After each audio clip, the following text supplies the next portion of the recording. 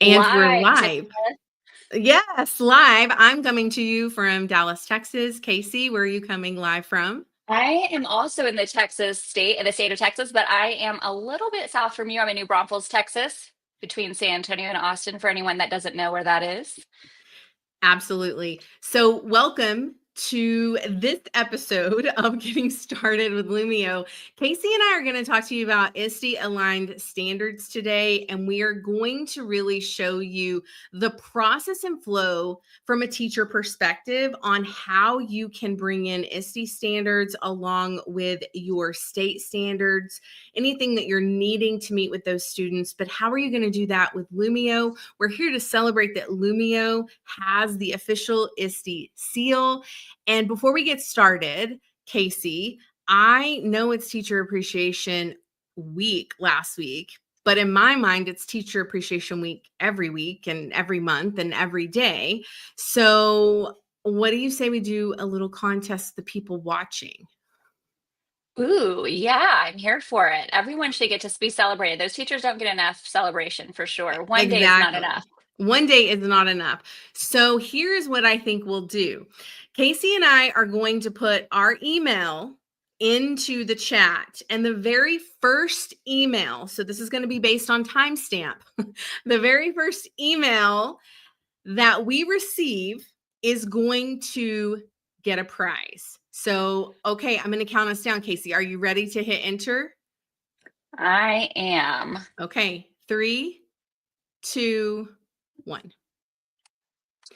So our emails are in there, and the first person in our inbox is going to win a prize. So be ready to hear back from us and be watching socials. If you're not part of our community platform, you want to be part of that. If you're not part of the Facebook Lumio Educator Group, you want to be part of that as well, because we are going to be doing some fun things, and it isn't just going to be 1 week out of the month, as Kacie said.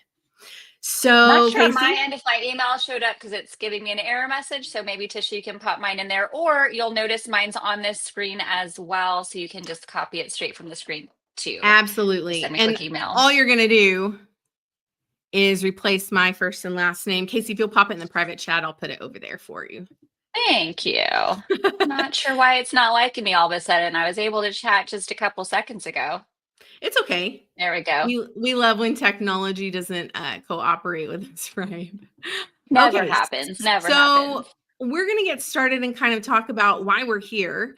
We only have 20 minutes with you. You know, Kacie and I, we love to chat all things Lumio, all things education, and all things ISTE. But we want to get into it really quickly. I'm Tisha Poncio, and I am here with my colleague, Kacie. Kacie Germadnik. No one wants to say my last name. No, I've been saying it, Germadnik. I walk around saying it sometimes just to practice it because names are important. Kacie and I are working with all of the Lumio and Smart team. If you need anything from us, of course, you have our emails there. So if you have questions, comments, aren't sure where to go to sign up for certain things, we are there to help you. Let's get into it, Kacie. We're here for ISTE standards and how they align with Lumio or vice versa. Absolutely. So just a level set in case some of you are new to Lumio. Lumio is a web-based tool, so it works on any device with a web browser. It does not matter whether you have an interactive display, whether you just have a computer and a small group of students. It works no matter what, as long as you have a web browser. It allows you to do a variety of things, and it really becomes what you need it to be based on your classroom, which we're going to talk about today. You can, of course, make really cool, more complex lessons that you want to deliver to students utilizing content you have, like Google Slides and Canva and PowerPoints, and then add some of the neat features that Lumio brings to the table, like game-based activities and assessments. But you can also start really simply and give the students more of the control over their learning as well, which we're going to talk about today. Absolutely. Sorry, I was on mute. What I've done is I've actually also dropped in the chat the ISTE seal For platform, it's going to take you directly to that link, but you can also Google ISTE Seal Certified and Lumio, and you will see we are under the platform section. We're going to show you today exactly why that is. And so we're going to talk a little bit about that. Kacie, are you familiar with the ISTE standards? Yes, they were what I lived and breathed when I was in the classroom. Because we had to make sure that we were showcasing what the purpose was of using some of the resources and tools and educational technology in our classrooms. There had to be a reason, right? So I really liked how ISTE helped us align what the goals for the learning for our students to the tools that we were doing. And it helped me really navigate which tools to incorporate into my classroom, because there's so many great things out there. It's helpful for us to kind of think through that lens so that we're making sure we're using the right tools for the right reasons. Exactly. I mean, even just thinking about this, I used ISTE standards in my classroom as well. And I didn't always look to the standards just when I was working with tech tools with my students, Mhm. right? Like if I was doing something that was on pen and paper or something that they were literally writing down, I was still looking at those ISTE standards to make sure that my activities and the things, my lessons and anything that they were turning in was really ISTE aligned. So we want to show you exactly why ISTE has that seal. So we're going to move a little bit further. Again, Kacie and I could talk about this forever. We want you to go sign up. So if you are new to Lumio, go to golumio.com. It's actually the easiest way to get there, Kacie. So shout out to So whoever set easy. that up. Go and lumio.com. Nice and yes. easy. And then you're going to sign in with Google or Microsoft, whichever one you choose. Microsoft and I are having a love-hate relationship right now. And you'll notice that I have a number 2 here. I have a couple of you guys that have actually joined my lesson live today too. So you're joining me as a student, which is great. So anyone is welcome to do that. You'll see at my little class ID right down here. But really, if you want to get in on the teacher side, we're going to show you some things there as well. And to get on the teacher side, you're just going to go to golumio.com and sign up or sign in for free with your Google or Microsoft account. Absolutely. Easy peasy. Easy peasy. So we've been working with some of our amazing ambassadors, and one of them shared this gem. She shared a full lesson with us. We stole one element of her lesson, right? Yes. Did you do anything like this in your classroom when you were teaching? As far as stealing lessons, Well, both. yes, I did both. Yes.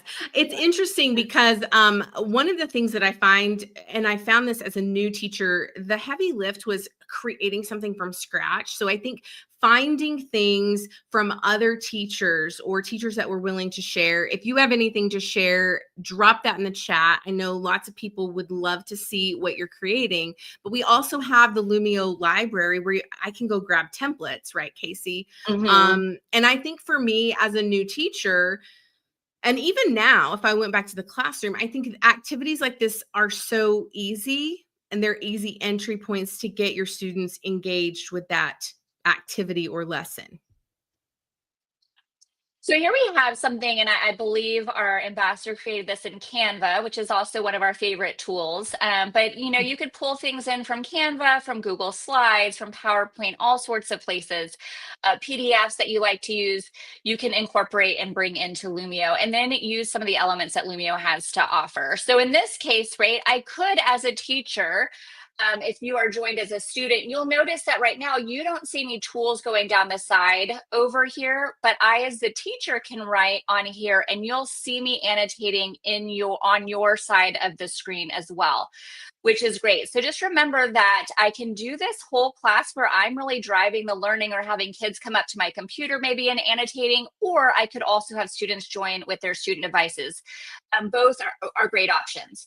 If I wanted students to do this on their own, one of the things that I can do is I can quickly come up and convert this into an individual handout. So now each of my 3 students will see a start button, and they can hit start and actually begin annotating on their page. It's like me handing that slide out to all of my students at once, which is really great. And now they I have have the tools something that they can use. Mhm. Kacie, I just want to note that. Can you re-show that process where you were doing whole class and then you were doing student paced individual? Because that one click, that one change completely changes which ISTE standard you are going to align with in Lumio, right? Yeah, so I'm going to do really quickly. I'm going to switch it to student pacing so that I'm not going to move. So if Monica wants to keep completing this activity, she can. Over on the left side, I'm going to quickly add a blank whiteboard page so I can demonstrate what we just did. So over in the left-hand corner, I can click this plus button, and I can always add a whiteboard page for my students.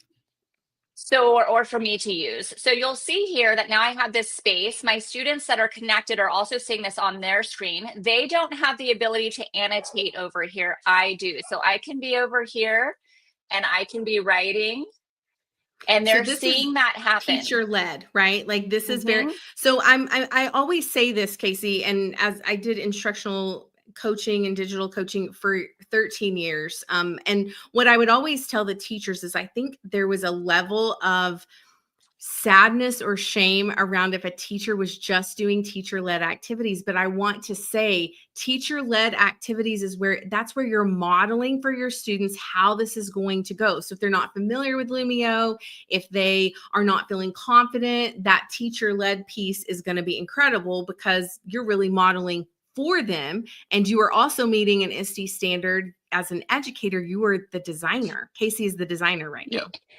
And then again, right here, so just to Tisha's point, so I just grabbed that whiteboard page so I could annotate it and use it to One click. model for my students.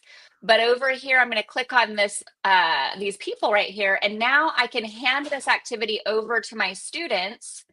So again, they'll see that start button and they'll be able to complete those two math problems or that math problem I just shared with them. So they'll see the one that I modeled for them, and then they have a new problem that they can solve. I can see their work in real time and give them feedback as well, which is great. And So even add a more complex problem. in that one click, I just want to reiterate this. It was literally one click for Kacie. She's now changed that to a student-centered activity where your learners are empowered. If you're not familiar with ISTE standards, that's 1-1. And then you are also allowing students to create or construct knowledge. That is ISTE standard 1.3. So do you see how the lift is easy here to just change the levels for your students? And I'm not sure, Kacie, I can't believe you chose math to do. It's not my favorite I subject. know, I'm right? kidding. I know. So the other thing we wanted to think about is sometimes we want to think about activities like this that we grabbed and did, and we want to think through the lens of those ISTE Mm, standards and even reimagine how yes. we might do this same type of activity. So I'm going to go to another version of this that we just changed a little bit.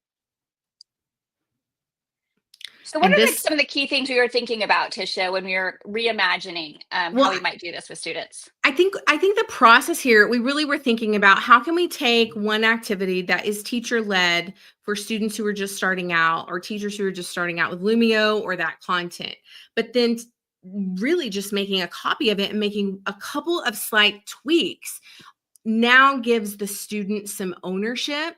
Now we've put students in charge of the digital citizenship piece to this. They are also, we talked about having them be in groups, right, Kacie? So we're going to put them together in pairs or groups, And we were, but look, I'm going to just fix it really quickly. but it's okay. Do you see how Yeah. easy So this is? Mhm. yes, I meant to do groups instead of individual handout, but I'm just going into edit right really quickly. And now I can bring it right back. And now I'm going to convert this page instead of converting it to an individual handout, we're going to put students into small groups here. So I'm going to do a group workspace. Now, today we only have 3 people connected to our lesson, but if I had a full class, I would have a different number of groups that I can put my students into. So in this case, I'm just going to put my students into 2 groups. Right now, we only have 2 teams. Oh, someone added joined right after I started it, but we'll just put Monica and Melissa together That is in an one group. unfair group because they're going to I win. know. True. So now what you'll notice is that Monica and Melissa are in the same group, even though they're not in the same state even. I Yeah. think Georgia and California, I know Yes. both Melissa and Monica. So they're in 2 different states. And so, but they're now able to work in the same space together collaboratively, which I think is really powerful. So now, Kacie, just because I am pretending to be like the ISTE checker on this, now what we've done essentially with a couple of more clicks is you've now changed the student standards. We already were using 1.1, which is empowered learner. Now we've got 1.6, which is creative communicator. Why? Because Monica and Melissa, they have to talk to each other. And now they're having to defend a choice. So how are they going to defend that choice? They have to talk about what they think is missing. But then you just said it. 1.7 is global collaborator, right? Yes, which is amazing. That was one of my favorite things I've done with Lumio, is having students work across states with each other and working on projects. It's really powerful, and they love that opportunity. I think the other 2 things we wanted to really think about is that here, by just asking them to defend their choices versus just identifying, that also levels up the type of thinking that they're having to do. 100%. They're having to construct the knowledge. So they're telling you what is missing, but now they're having to really explain the why, right? And so there's so much you can bring into this, that explanation. We could then make it accessible and they could use an audio feature, right? I mean, there's so many things you could pair this with. I don't know, Kacie, you have up-leveled this entire activity just with those couple of tweaks. And you'll notice that we have the ability to add, we had someone that brought in audio versus using text. So we also have different modalities that students can use: images, text, audio, to help them showcase their thinking too, which I think is really powerful. Absolutely. But we don't have a lot of time left, Tisha. And I don't know about you, we got really nerded out about the power of a blank page. Okay. Well, let's talk about that for a second, because when we constructed this entire lesson, we wanted it to be something that people will go back and watch. So we only have a couple of people here live with us, but that isn't to say that you will not see this somewhere else. So thinking of levels, thinking of blooms, right? The levels of blooms. We started off kind of on the lower level. I hate saying that because that's not really what it is. All And levels then are important, right? They all all have levels, a place to play. Yes. all levels. And then we up leveled that activity that you just saw from Kacie. And now this would be like the high level of blooms, but also what it's doing is it is asking the students, and we're talking in terms of ISTE student standards. They are digital citizens now. Hello from Egypt. It's great to see you. And then they're still knowledge constructors, Kacie, just like they were in the slide before, but now they are going to essentially create from scratch. So as a teacher, I would give my students a blank page and I would give them one driving question. And then to Kacie's point, we would give them a couple of guiding elements, right? So maybe their blank page has to include multimedia items, and one of those being audio. Then what's great here is we can, like to Tisha's point, is we could write some of the constraints that we want students to consider, but we could also have just the driving question, and we could add audio recording some of the other things we want them to consider. And what were those things, Tisha, that you think we should include? Well, so I was thinking, obviously the multimedia and asking them to do audio. One that is really going to meet your neurodivergent students where they are, because they're able to get their thoughts out quickly, right? And so that would be one I would require. Another multimedia aspect might be asking them to bring in a photo that supports what they're saying. and being able to be a clear communicator. Remember, creative communicator is the ISTE standard here for this power of a blank slide. I think Kacie is onto something with this because I do think this is a keynote session, so y'all don't steal it. It was Kacie's idea. And I've said it officially now on this YouTube recording. But then you're empowering your students. What else could we add, Kacie? What is something else you would add for students to, like, what do you think the rubric should say? So I usually like to, I really want my students to have their freedom. So I want them to construct how they're organizing their thinking, the things that are going to be important for them to consider, all of those types of things. So I usually will have, here's your main focus. I want you to consider these three things. And now you as a team are going to work, or you individually are going to work on bringing that to life. And then that allows students to use things like our shapes and lines, using those audio components, adding images, or using the stickers to help showcase their learning. And to me, this was one of my favorite things to do as a teacher, is giving them this space to create and think on their own, because then I got so many different responses. Nothing was cookie cutter, and it made it way more fun for grading as well. Let's talk about that. Let's talk about cookie cutter student work, right? I used to be in elementary school where I would get an assignment and the teacher had already done the thing we were going to create. So we all copied her. There was no level of critical thinking or creativity on my part. It really wasn't pushing me into that. And I think it's really important. You just said it. Give students the room to create. I would be your GT student and probably your troublemaker in class, Kacie. And I would say, okay, well, on my iPad, I have Canva. Can I use Canva and design something and then put it in here? And you would say to that, yes, right? So layering, teaching students to layer their learning on top of each other. You could even, so one of my favorite things is also giving them the space to create their own graphic organizers as well, to showcase their thinking, because they would utilize sometimes graphic organizers they've seen and used, but they also sometimes would come up with a graphic organizer on their own with different elements that we maybe haven't thought about before, but it was something that we would then use. We loved their graphic organizer so much that we would use it later in our learning as well. So I love just how much comes from kids getting to interpret and think about their learning in different ways.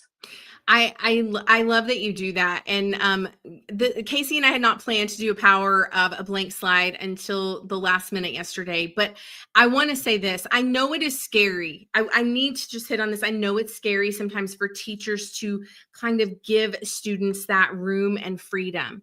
But remember, when you do that and you kind of feel the fear and do it anyway, it's up-leveling their learning, but you're also teaching them digital citizenship. You're teaching them how to accommodate for their own learning. You're individualizing that lesson for them because you're giving them choice. And I think a lot of students, if you polled them today, they would say that they don't feel like they're making a lot of choices in their learning. They're probably making choices on what they're eating for lunch or where they're sitting, but they're not getting to choose that learning. We hear that a lot too, even just in the, it went from there's lots of articles around new employees in the workforce as well, is that they haven't had the opportunity to be empowered as many times as they should have been in the classroom. So they're not used to being able to just jump in and start problem solving them in their own way. They're looking for a template. They're looking for someone to tell them how many sentences and what, how many paragraphs and all of that. So when we give the power over to the students and you're truly empowering them, right? So that allows them to feel more ownership to their learning. It allows them to be more creative. They're having to sit with the uncomfortable feeling of not knowing where to start, which we all feel. And that's an important part of the learning process as well. I feel like, Kacie, you're just having mic drop moments this entire session. So go back and listen to yourself because it's all great. It's now your turn. So what we want you to do is we want you to take a lesson, anything that you already have, or you go into Lumio and find something in the Lumio library that is relevant to what you're doing now, or is something that you've wanted to do with your students now that we're, nearing the end of the school year. What is your passion with students? And start creating those engaging pieces, thinking about your ISTE standards. So I created this graphic very easily. And just to show you, I made this in Canva, and Kacie pulled it over into Lumio, and we added some cute monsters to it. But you could also make this into an individual handout. We could do it right now. And you see that I have linked the Lumio social YouTube channel at the very bottom, because if you are rewatching this, or you have grabbed a screenshot, or you see this out on social, it goes along with this video. So I've paired it together so that you can then critically think through what other standards would go with Kacie's activity. So activity 1A is the first activity we went over. And then activity 1B is where she made the slight change. And then obviously the power of a blank slide is there as well. So that would be the process that Kacie and I would do if we were team members and we were teaching on the same team.